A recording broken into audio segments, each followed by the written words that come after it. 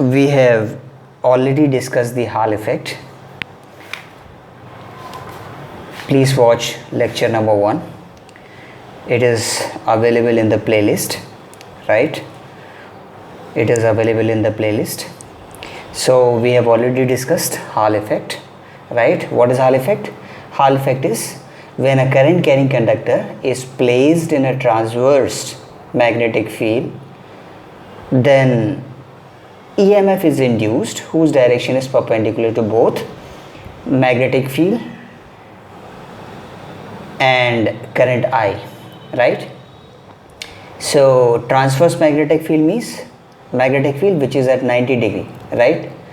So we have already discussed all these things. Please watch that video in the playlist. It is lecture number 1, L1, right? So we will discuss further measurement of properties with majority carriers, right? Measurement of properties with majority carriers, right? So Hall effect is it can be used to determine the various parameters. For example, we can use Hall effect for determining the carrier concentration, right? We can use Hall effect to determine the resistivity, and once you determine resistivity, we can also calculate the conductivity because it is inverse of resistivity.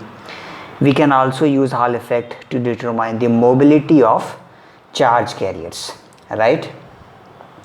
So all these things we can determine using Hall effect, right? So we will discuss one by one. So in the Hall effect phenomena, we have derived the relation Hall voltage VH is equal to RH Jx Bz into W. RH is Hall coefficients, right? RH is Hall coefficient, and this Hall coefficient is RH. RH is 1 by PE for P type semiconductor, and for N type semiconductor RH is equal to minus 1 by Ne, right? For N type semiconductor, Hall coefficient RH is negative because electron charge is negative, right? So we are discussing the all these things with respect to P type semiconductors, right? All this discussion is equally valid for N type semiconductor also, right? So VH is equal to RH Jx Bz into W. So P type semiconductor Hall coefficient is 1 by PE. We have already discussed all these things. Please watch that Hall effect lecture number 1 video, right, in the playlist. So VH is equal to RH, that is Hall coefficient. Jx is current density in the X direction. Bz is a magnetic flux density, right? So it is in the Z direction, we have assumed that, right? W is the width of the specimen, right, that we have taken, right? So W is the width, Bz is the magnetic field, right? Jx is the current density, right, that is current per unit area in the X direction. RH is the Hall coefficient. RH is 1 by PE, so Jx Bz into W, right? So from here calculate P. So P type semiconductor majority carriers are holes. Holes are represented by P per unit volume, right? It's a number basically, right? It's a number. So P, that is majority carrier for P type semiconductor, you can find out Jx Bz W divided by E into VH. From this relation we can find out P is equal to Jx Bz W divided by E, that is charge on electron, right? And VH is the Hall voltage that we have measured, right, from the experiment. So Ix, so Jx is basically it's a current density, that is current per unit area. So current is in X direction, current is Ix. Area is width into thickness of the specimen, so W into T, right? So E into VH, remaining parameters you write as it is, Vz into W, right? So here W and W, width of the specimen, see W and W they get cancelled. W is in numerator, W is in denominator, so both will be cancelled. So we get Bz into Ix divided by E into T into VH, right? So you see that BZ into IX. So BZ into IX divided by E into T into VH.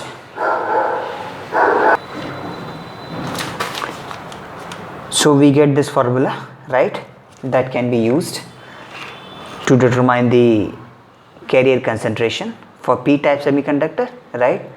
Majority carriers are whole, so P is equal to BZ into IX divided by E into T into VH, right? BZ is a magnetic field, magnetic flux density in the Z direction, I is the current in X direction, E is the electron charge, that is 1.6 into 10 to the power minus 19 coulomb magnitude wise, right? Into thickness of the specimen into Hall voltage VH. Now you see in the numerator you are getting two quantities, one is BZ into IX. So both are multiplied, right? So when one input signal is applied in form of current IX, right, and another input signal is applied in form of magnetic field, then induced Hall voltage is proportional to the product of the two signals, these two signals, right? Induced Hall voltage will be proportional to BZ into IX. So induced Hall voltage will be proportional to the product of BZ into IX, right? So that's why we call it as a Hall effect multiplier, right? Because BZ and IX both are multiplied, right? So, and also Hall effect is used to determine the type of semiconductor that we have discussed already, right? Whether it is N-type or P-type, you can also determine using the Hall effect. For N-type semiconductor, Hall coefficient RH is minus of 1 by NE, it is negative, and for P-type semiconductor, RH, Hall coefficient RH is 1 by PE, it is positive. RH is equal to minus 1 by NE, that is negative for N-type semiconductor because electron charge is negative, and for P-type semiconductor, Hall coefficient RH is 1 by PE, that is positive because charge on holes is positive, right? Charge on electron and hole is same, that is magnitude wise it is 1.6 into 10 to the power minus 19. For electron, charge is negative, and for holes charge is positive, right? For electron this charge is negative, and for holes this charge is positive. Magnitude is same, that is 1.6 into 10 to the power minus 19 coulomb, right? So we can use this Hall effect as a Hall effect multiplier, right? Okay, so now second is resistivity, that is rho is equal to RA by L. From the basic fundamental formula you know that R is equal to rho L by A. So from that we can calculate rho, resistivity rho is equal to RA by L. R is the resistance, A is the area of cross section, right, and L is the length of the specimen, right. Resistance is basically you can calculate by the battery voltage V0 divided by the current which is flowing due to the effect of this battery, that is IX, X direction current IX, right. So here V0 by IX, V0 is a battery voltage and IX is ammeter reading, right. So if you from experiment you can calculate V0 and IX, right. From experiment you know V0 and IX, and from these two known values you can calculate resistance R, right. So resistance R is basically battery voltage V0 divided by ammeter reading. You read the ammeter reading and you know the battery voltage, take ratio V0 by IX, IX is ammeter reading, and A is the area, area is W into T, thickness of the crystal into width of the crystal, width of the crystal is W, T is the thickness of the crystal divided by L, right. So please watch that video number 1, lecture number 1 on Hall effect, right. So we have already discussed all these things. W is the T is the thickness of the crystal, W is the width of the T is the thickness of the specimen, W is the width of the specimen, L is the length of the specimen, right. We have already done all these things, right, in the video, in the very first video, lecture number 1 in Hall effect. Please watch that video. So from all these given values we can calculate resistivity, right? So once you calculate the resistivity, we can also calculate the conductivity, because conductivity is nothing but the inverse of resistivity. Sigma is the conductivity is equal to 1 by resistivity.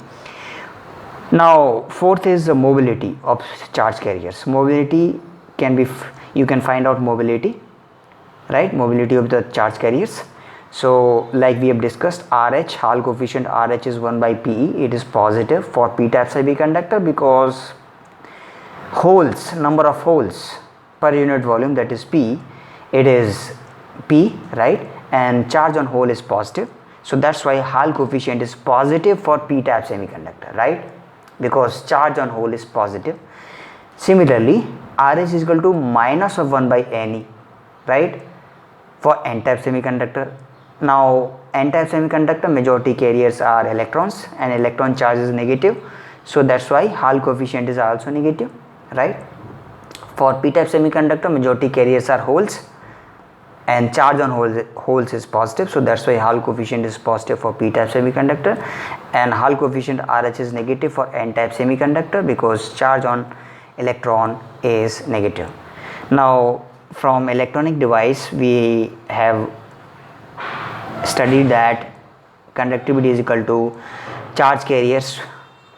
For p-type semiconductor, charge carriers, majority carriers are holes, so P into electron charge, E into mobility mu P, right? So this is PE mu P for p-type semiconductors. Conductivity is PE mu P for p-type semiconductor, and conductivity is equal to Ne mu N for n-type semiconductor, where P is number of holes per unit volume and N is number of electrons per unit volume, right? E is the charge on electron, and magnitude wise it is 1.6 into 10 to the power minus 19 coulomb. Mu P and mu N are the mobility of holes and electron respectively, right? So from here, see this, from this we can get mu P is equal to sigma by PE. 1 by PE is the Hall coefficient, right? So sigma, that is conductivity into Hall coefficient. So once you know the conductivity and Hall coefficient, multiply both and you will get the mobility. So mobility formula is simple. It is mobility is equal to conductivity into Hall coefficient, right? Mobility is conductivity into Hall coefficient. Mobility is conductivity and into Hall coefficient.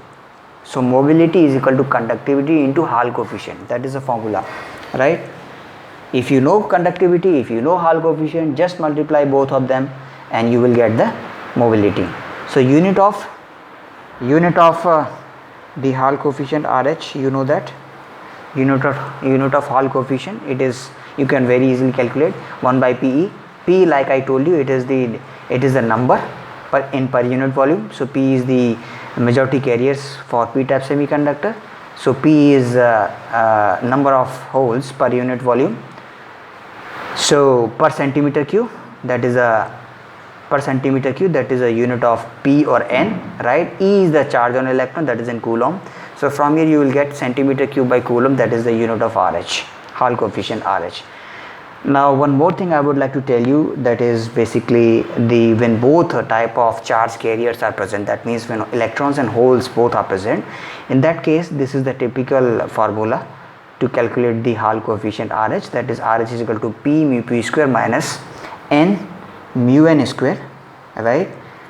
RH is equal to P mu P square minus N mu N square divided by E in bracket N mu N plus P mu P whole square. Remember, this is in denominator, this is whole square, right? After bracket this is whole square.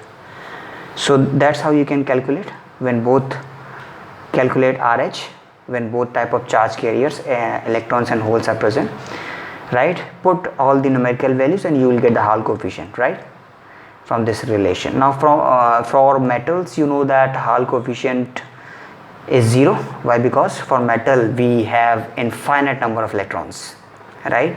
In metals infinite number of electrons are available, so that's why Hall coefficient is 1 by Ne magnitude wise. So 1 by Ne, N is infinite, so Hall coefficient is 0 for metals, right? Hall coefficient is 0 for metals because metals have infinite number of electrons. So 1 by infinite is basically 0. So Hall coefficient is 0, right? 0, Hall coefficient is 0 for metals.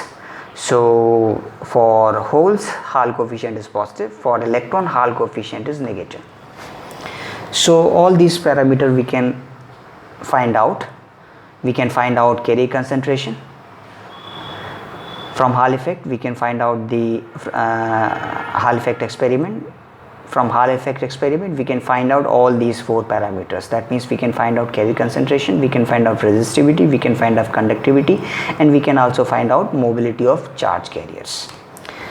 So that's a Hall effect. So we have completed the Hall effect, right? That's the second video on Hall effect, measurement of properties with majority carriers. Okay, so thank you very much. Thanks for watching. Please subscribe this channel. Thank you very much.